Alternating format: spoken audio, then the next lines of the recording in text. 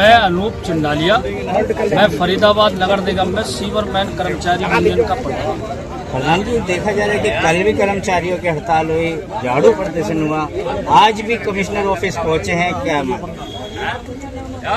कल हमारा पूरे हरियाणा के अंदर 2 दिवसीय 1 मई और 2 मई का झाड़ू प्रदर्शन था। जो जुलाई को झाड़ू प्रदर्शन था और उसका उद्देश्य ये था कि जो हमारी 13 मई को जो हमारी 14 मई को हड़ताल खत्म हुई, 13 मई को हमारा राज्य का डेपुटेशन से मीटिंग हुई चंडीगढ़ के अंदर। जो समझौते जो हुए नगर पालिका के कर्मचारी का जो डेपुटेशन है राज्य प्रधान के नेतृत्व में, उस समझौते को लागू करने के लिए 30 मई तक 30 जून तक का टाइम लिया। जब वो टाइम पूरा हो गया तो हमारे राज्य के प्रधान ने आह्वान करा और पूरे हरियाणा के अंदर 1 मई और 2 मई को हमने प्रदर्शन करा। और हमने कमिश्नर साहब को कल हम मिले। जो ठेके में लगे कर्मचारी हैं, जो रात को ड्यूटी कर रहे हैं, उनकी सैलरी काम तो ले रहे मगर ठेके में लगे कर्मचारियों की सैलरी नहीं मिली। कल उसके लिए मिले और आज हम सीवरमैन डिपार्टमेंट के नेतृत्व में हमारे जिला कमेटी और हमारा डेपुटेशन कमिश्नर साहब को नोटिस दिया। हमने अभी 7 दिन का नोटिस दिया है हड़ताल पे जाने का।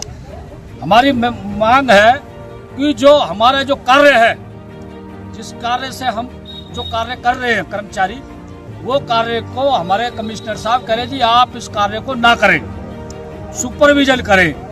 सुपरविजन क्यों करें भाई?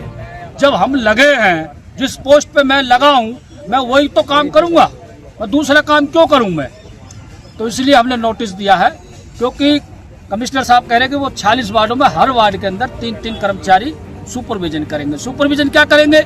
एक जेई का पीएन होगा, एक एसडीओ का पीएन होगा।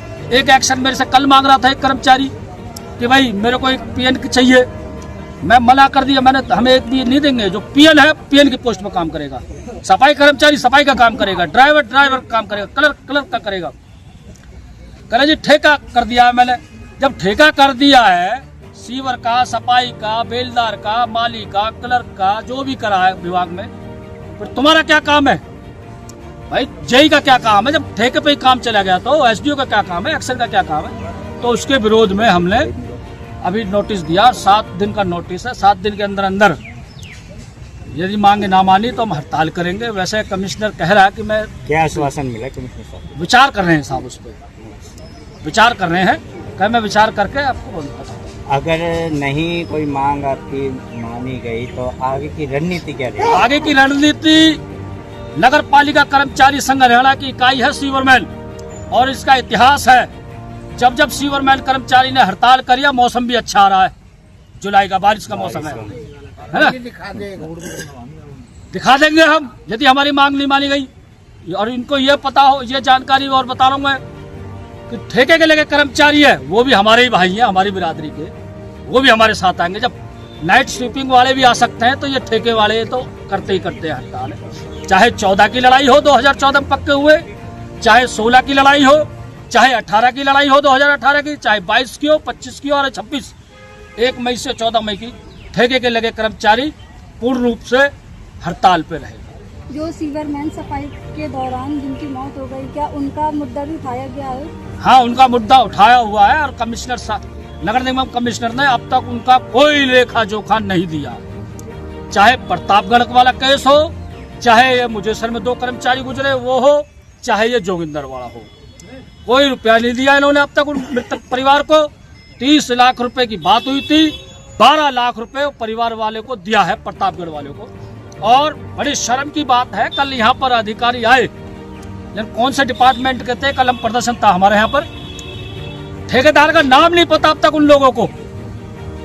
जो ठेकेदार था, मैंने उनको बोला कि गिरधारी लाल अग्रवाल ठेकेदार है, चंडीगढ़ का रहने वाला, गुड़गांव का रहने वाला है वो। और लेकिन एक्शन है जो घटना के जिनके वार्ड में हुआ है, वो एक्शन को मैंने अवगत करा दिया, वो उनसे मिलकर जब गए। प्रधान जी, 3 कर्मचारियों की मौत के बाद भी प्रशासन नहीं चेता, फिर से सीवरमैनों को लाइन में उतारा जा रहा है, नीचे सीवर में उतारा जा रहा है। हाँ, नवलू कॉलोनी फिर में से कोई बड़ा हादसा हो सकता है।